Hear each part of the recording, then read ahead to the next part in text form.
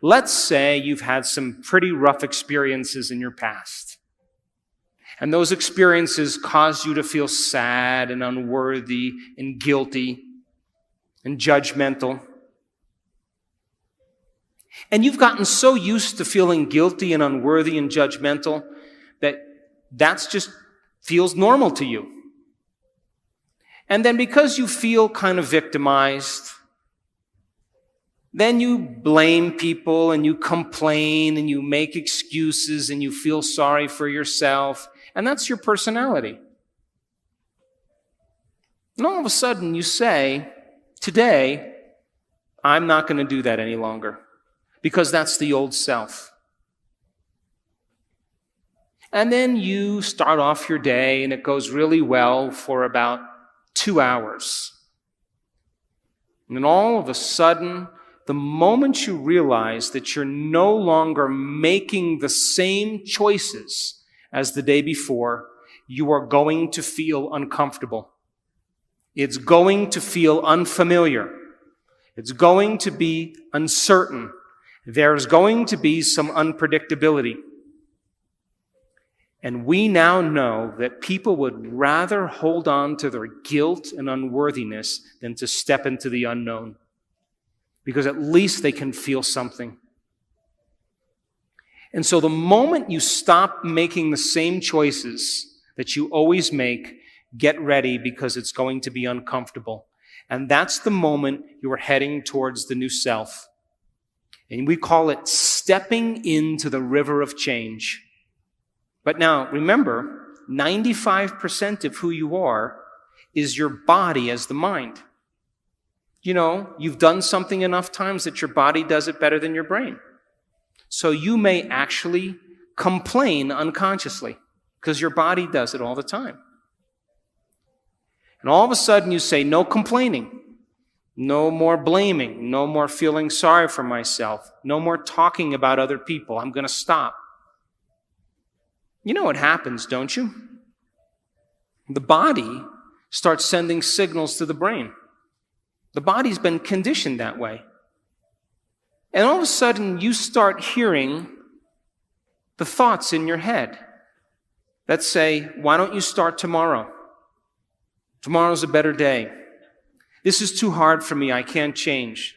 Something's wrong with me. It's my mother's fault. It's my ex-husband's fault. It's my ex-wife's fault. I'm this way because of this event. Or the most important one, this doesn't feel right. And the moment you respond to that thought as if it's true, that thought leads to the same choice, which leads to the same behavior, that creates the same experience, that produces the same emotion, and the person says, this feels right. That feels familiar. Going from the old self to the new self, stepping into that void, stepping into that uncertainty, is the biological, the neurological, the chemical, the hormonal, genetic death of the old self. And people will say to us, well, in that unknown, I can't predict my life or my future. And we always say the same thing to them. The best way to predict your future is to create it, not from the known, but from the unknown. And when you and I get comfortable in the place of the unknown, that's where the magic happens. And it never happens in the known. So then, you are here this week as entrepreneurs. An entrepreneur, in the definition, if you read the definition of entrepreneur, there's one thing that's consistent in every definition, and that is individuals willing to take a risk. Stepping into the unknown, being defined by a vision of the future instead of the memories of the past.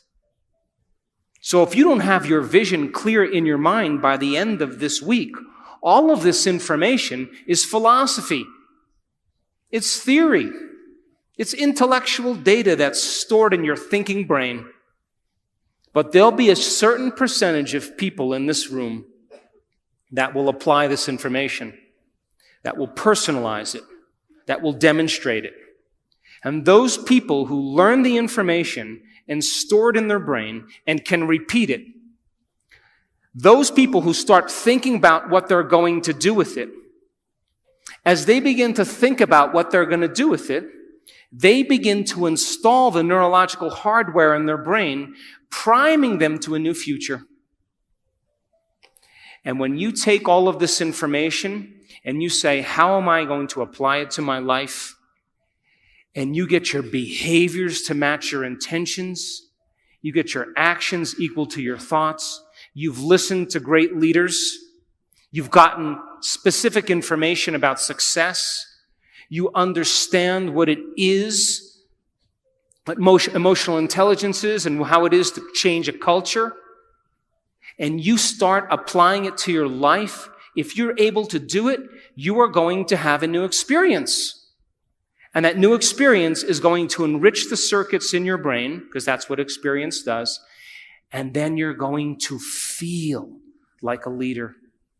You are going to feel successful. You are going to feel clear. And the moment you feel that feeling, now you are teaching your body chemically to understand what your mind has intellectually understood.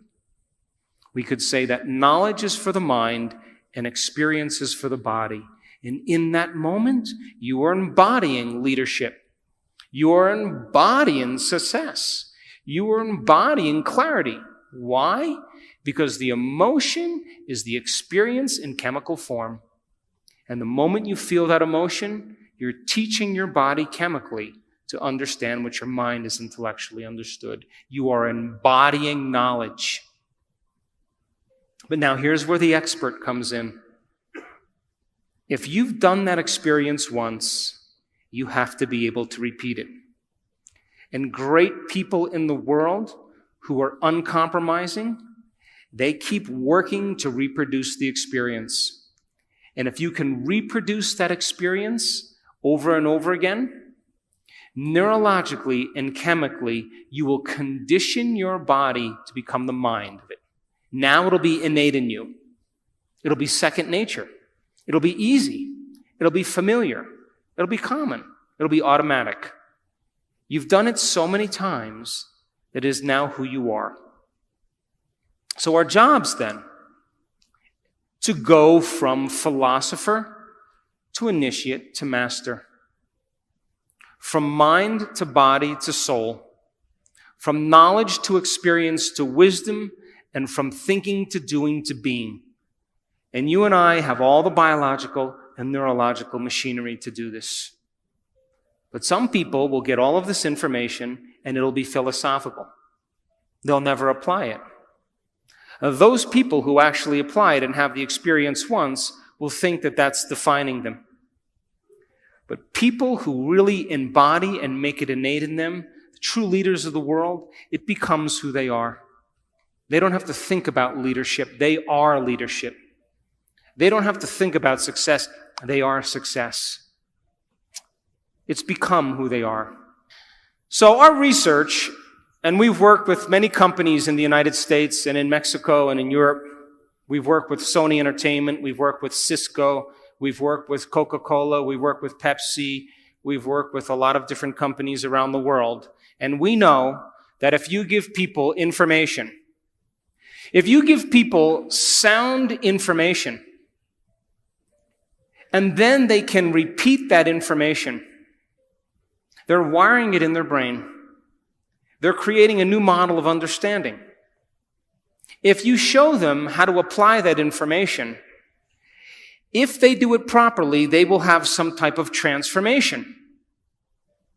That transformation isn't something that causes people to feel bad or unworthy. It causes them to open their hearts. It causes them to feel joy, to feel gratitude. They feel differently. And if you're able to then create that elevated emotion and you teach people more information, they will continue to transform themselves, and that's called evolution. If you think the same thoughts always lead to the same choices. The same choices lead to the same behaviors. The same behaviors create the same experiences, and the same experiences produce the same feelings, and you're now caught in your old self. But new thoughts should lead to new choices, and new choices should lead to new behaviors. New behaviors should create new experiences, and new experiences should create new emotions, and that should inspire evolution. We say that your personality creates your personal reality. And your personality is made up of how you think, how you act, and how you feel. We could say that your personality is your state of being. So now, geniuses, if you keep thinking the same thoughts, keep demonstrating the same behaviors, keep living by the same feelings and emotions, your personal reality is going to stay exactly the same. But if you have new thoughts that lead to new choices, that demonstrate new actions, that create new experiences, that cause you to feel differently, you will begin to walk into a new future. How many people understand this? So most people try to create a new personal reality as the same personality, and it doesn't work. You literally have to become someone else. So, crossing the river of change, going from the old self to the new self, requires you stepping into the unknown. And if you are now in the unknown and you feel uncomfortable because you're leaving guilt behind, you leave unworthiness behind, you see, the biggest problem with most people is they want to create wealth, but they feel lack. They want a new life, but they feel unworthy. That's mind and body in opposition. And our research shows that you can teach people how to recondition their body to a new mind. And when that occurs, they begin to create very powerful things in their life.